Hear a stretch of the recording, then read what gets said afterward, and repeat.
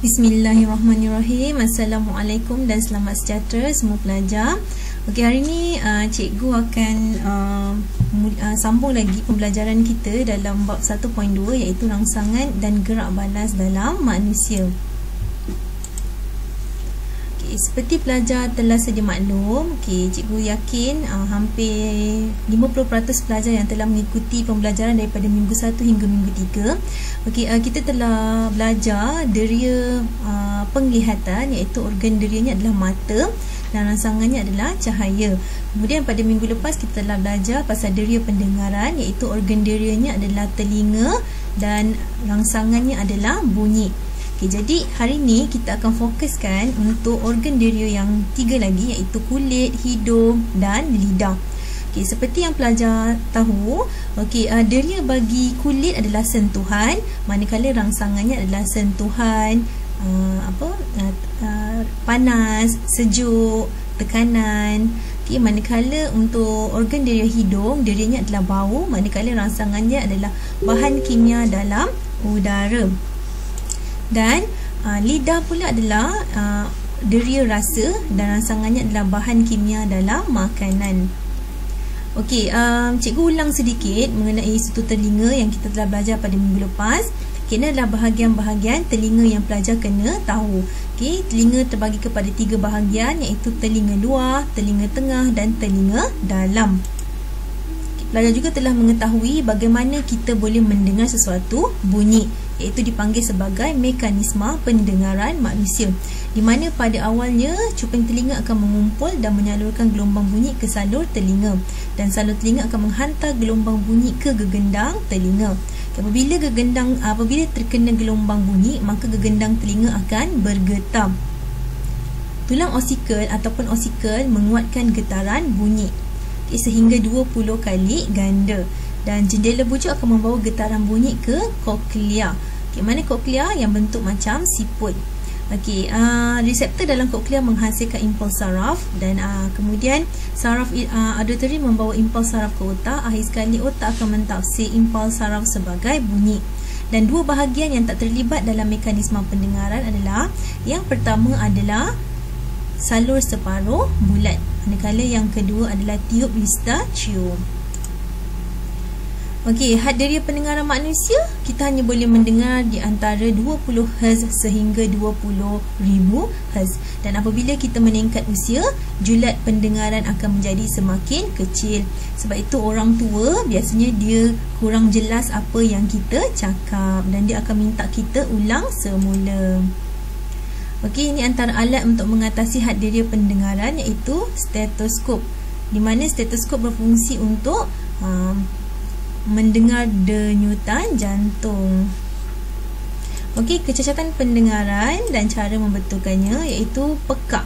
Pekak ni salah satu kehilangan keupayaan pendengaran, mungkin disebabkan oleh jangkitan bakteria, kecederaan struktur dalam telinga, proses penuaan, ataupun mendengar bunyi yang terlalu kuat dalam jangka masa yang panjang. Pekak dapat dibetulkan dengan, yang pertama, boleh menggunakan alat bantuan pendengaran, yang kedua implan koklea, dan yang ketiga adalah melalui pembedahan. Dan yang keempat, penggunaan ubat-ubatan. Ini adalah alat bantu pendengaran. Ingat, tak semua kecacatan pendengaran dapat dibetulkan. Kecacatan pendengaran pada bahagian telinga luar dan telinga tengah sahaja dapat dibetulkan dengan menggunakan makan ubat-ubatan ataupun rawatan perubatan. Tetapi bahagian telinga dalam, terutamanya bahagian saraf auditory, tidak dapat dibetulkan. Tetapi kalau koklea mengalami masalah ataupun kerosakan, boleh diatasi dengan menggunakan implan koklea. Kita masuk organ deria yang ketiga, iaitu hidung. Hidung berfungsi untuk mengesan rangsangan bahan kimia yang meruap di dalam udara. Jadi menyebabkan manusia boleh menghidup pelbagai bau, seperti bau wangi ataupun harum, bau masam dan bau busuk. Hidung mempunyai rongga yang dilapisi sel epitelium yang merembeskan mukus untuk memerangkap habuk dan debu halus semasa kita menarik nafas.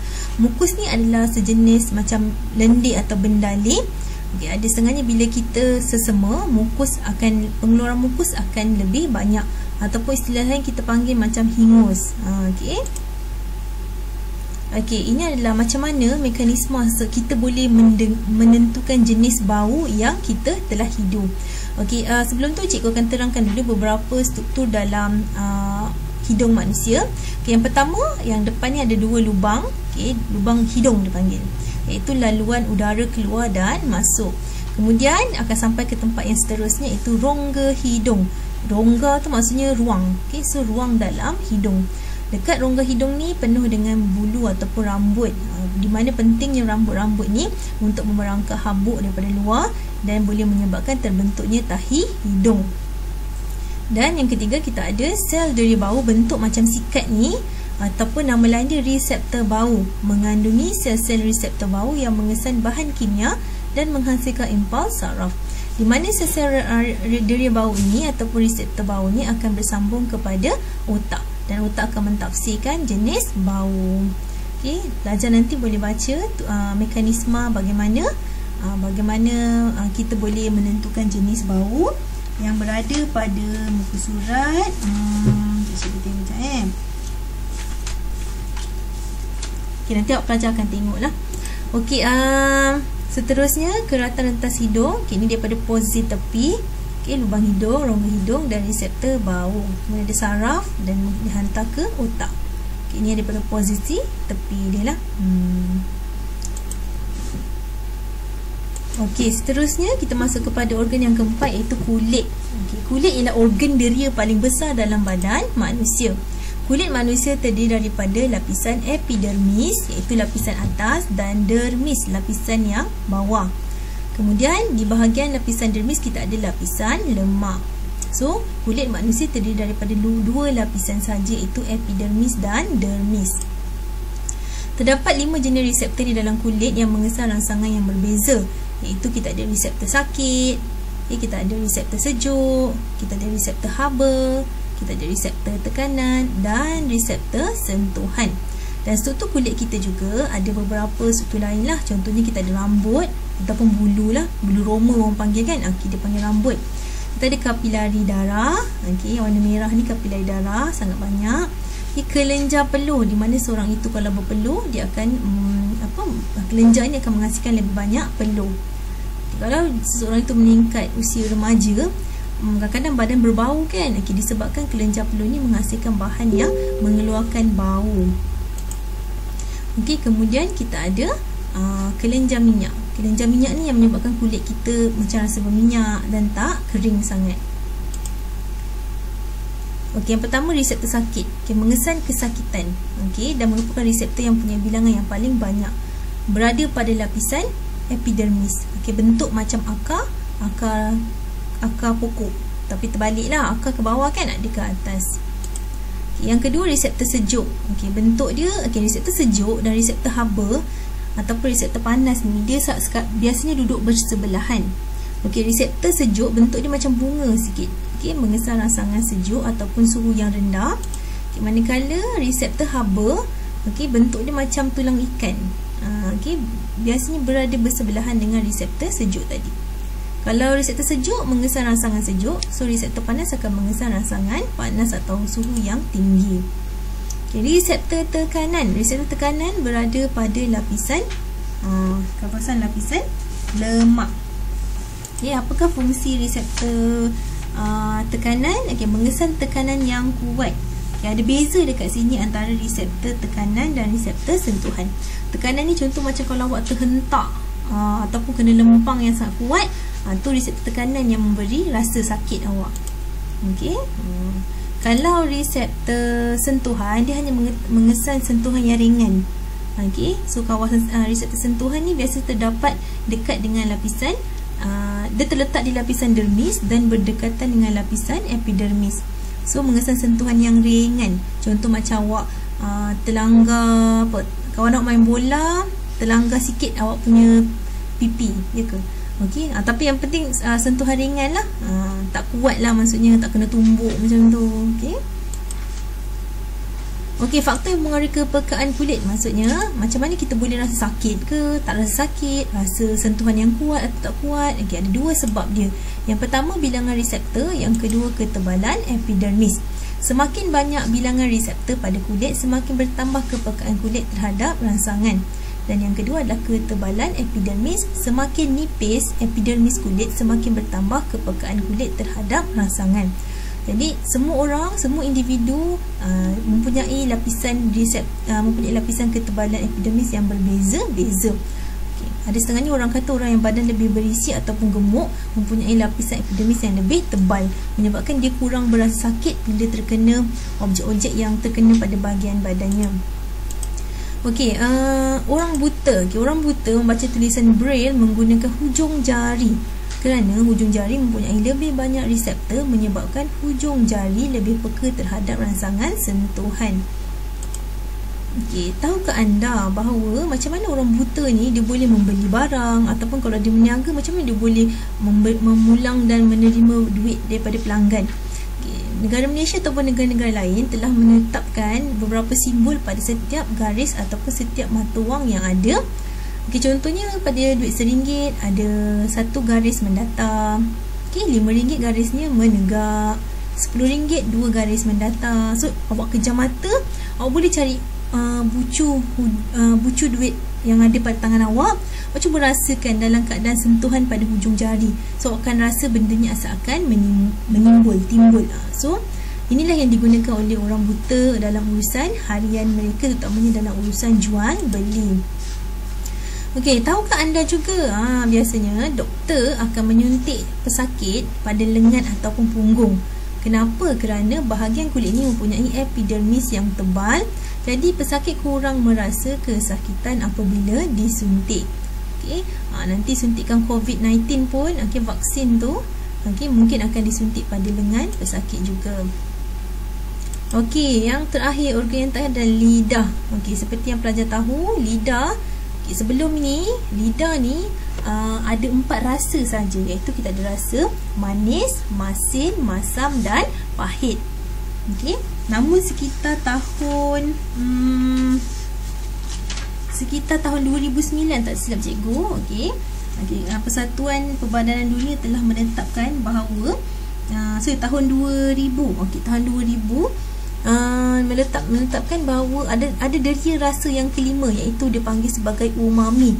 Umami terletak di tengah-tengah kawasan lidah. Okey, umami adalah rasa yang lebih kepada rasa glutamat ataupun rasa macam Ajinomoto. Okey, rasa berperisa macam protein daging, sup. Macam kita rasa lazat daging sup tu, protein ikan tu, so daripada umami punya tunas rasa. Okay, lidah ialah organ deria yang terlibat dalam proses pencernaan dan menghasilkan bunyi semasa bertutur. Sebab itu ada orang kata kalau lidah kita pendek, dia cakap kurang jelas. Sebab fungsi lidah ni sangat penting dalam menentukan bicara ataupun tutur kata seseorang mengeluarkan ayat. Okey, bonggol-bonggol kecil pada permukaan lidah dipanggil sebagai tunas rasa. Kalau awak tengok cermin ataupun awak rasa sekarang lidah awak akan terasa seperti ada bintik-bintik ataupun bonggol-bonggol kecil. Itulah yang dipanggil sebagai tunas rasa. Okey, setiap tunas rasa mengandungi banyak reseptor rasa. Dan reseptor rasa sensitif terhadap bahan kimia dalam makanan. Jadi setiap kawasan ada kepekaan masing-masing. Okey, ni cikgu bagi teknik mengingat macam mana ingat 5 benda reseptor yang ada pada lidah awak. Okey, paling depan manis. Macam mana ingat manis? Ingat bila awak makan aiskrim, awak akan jilat aiskrim tu menggunakan hujung lidah awak. So rasa manis tu akan ketara bila awak menggunakan hujung lidah. Kenapa? Sebab hujung lidah kita sangat peka terhadap rasa manis. Okey, selepas manis ada kiri kanan kita ni dipanggil sebagai rasa masin. Okey, kawasan yang peka terhadap rasa masin. Okay, manis, M-A-N-I-S. Awak terbalikkan nis ni jadi sin. Jadi atas dia adalah kawasan reseptor yang peka terhadap rasa masin. Okey, kemudian yang atas sekali masam. Okey, dah lepas masin, masam. Dan hujung sekali pahit. Okey, dan tengah-tengah ini adalah kawasan umami tadi, reseptor rasa yang kelima. So ada berapa? Ada 5. Okey, inilah laluan macam mana kita rasa mengesan rasa tu rasa apa. Okey, bahan kimia dalam makanan larut dalam air liur. Kemudian reseptor rasa dalam tunas rasa akan dirangsang untuk menghasilkan impuls saraf. So impuls saraf ni akan bersambung ke otak dan otak akan mengenal pasti rasa apa yang awak tengah makan. Okey, hubungan antara deria rasa dan deria bau. Deria rasa dibantu oleh deria bau. Maksudnya deria rasa kita organ lidah, deria bau kita hidung. Dia saling berkait. Kenapa? Sebab ada rongga hidung bersambung dengan rongga mulut. Jadi keenakan makanan dapat dirasai dan dibau pada masa yang sama. Contoh, apabila hidung awak dipicit semasa makan, kita tidak dapat merasa makanan tersebut. Kurang nikmat sebab kita tak dapat nak hidu bau makanannya. Sebab itu masakan yang panas-panas dimakan lebih sedap berbanding dengan masakan yang sejuk. Sebab waktu panas tu udara akan membawa zarah-zarah makanan tu terbang ke udara. So bila kita hidu, bau aroma tu akan meresap masuk ke dalam rongga hidung kita. Rasa makanan juga dipengaruhi oleh penglihatan. Makanan tidak merasa sedap jika kita tidak melihatnya. Okey, ada soalan biasa ditanya, kenapa seseorang tidak boleh menghidu dengan baik semasa mengalami selsema? Jawapannya kerana sel-sel deria diliputi banyak mukus atau banyak mukus ni apa tadi cakap macam hingus kan? Tapi dalam periksa jangan sebut hingus tu, mesti jawab banyak mukus. Bila mukus banyak, dia akan menghalang bahan kimia daripada merangsang reseptor bau. Ingat, reseptor bau tadi tu yang macam bentuk sikat terletak di atas rongga hidung. Okay, atau pelajar juga boleh cakap makanan menjadi kurang sedap jika kita menghidap selsema kerana hidung kita tersumbat dengan mukus dan kita tidak boleh menghidu makanan dengan baik. Okey, itu saja untuk hari ini. So, kita akan sambung PDPR kita dengan menggunakan modul. Okey, jika ada sebarang masalah, kita akan bersambung sekejap saja lagi. Okey pelajar, terima kasih. Assalamualaikum dan selamat sejahtera.